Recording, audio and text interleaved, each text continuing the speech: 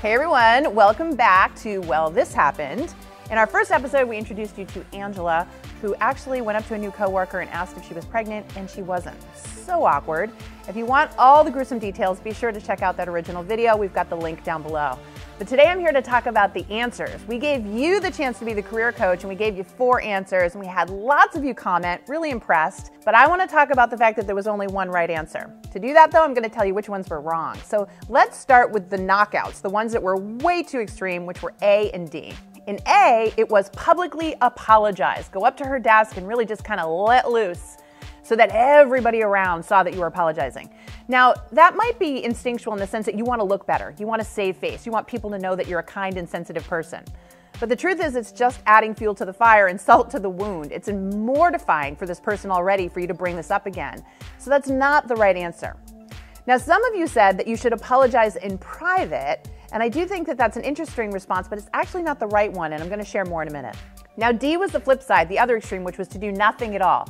Why is this a bad idea? Well, you're just going to look emotionally insensitive and, quite frankly, callous and rude. So we've got to do something in this scenario. And by the way, if you haven't checked it out already, I wrote an article for Inc. magazine this week, and we've got the link below, all about how to rebound from a disastrous first impression. So I'm going to give you the tips and tricks you can use to rebuild in a situation like this.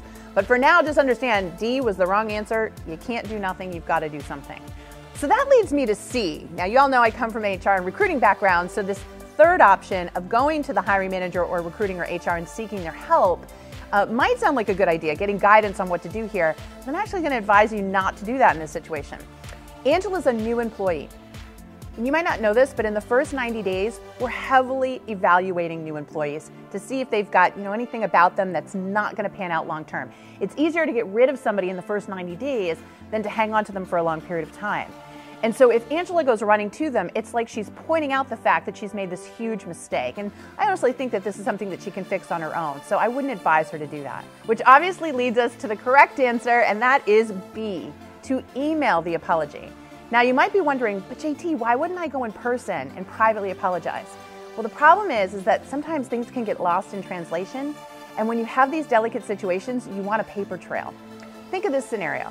Angela goes and apologizes, but this person can't get past it, interprets the apology wrong, and really starts to hold a grudge against Angela. Their interactions get more and more difficult, and eventually it's escalated to HR. Well, what's Angela going to do? Say, I tried to apologize.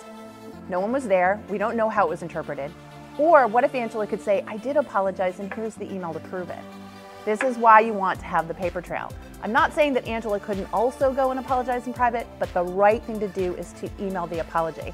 And I just want to say, think about the olden days when we actually wrote notes. We wrote condolence notes, apology notes, even thank you notes, right? These were the things that we did. So this is that kind of gesture as well. It's the right thing to do, B. Now, a lot of you answered B, so congratulations, but we're only picking one random winner, and that winner is, let me see, Crystal Doss. So congratulations, Crystal. You need to email us at support, and you're going to get your free membership to the Work It Daily platform.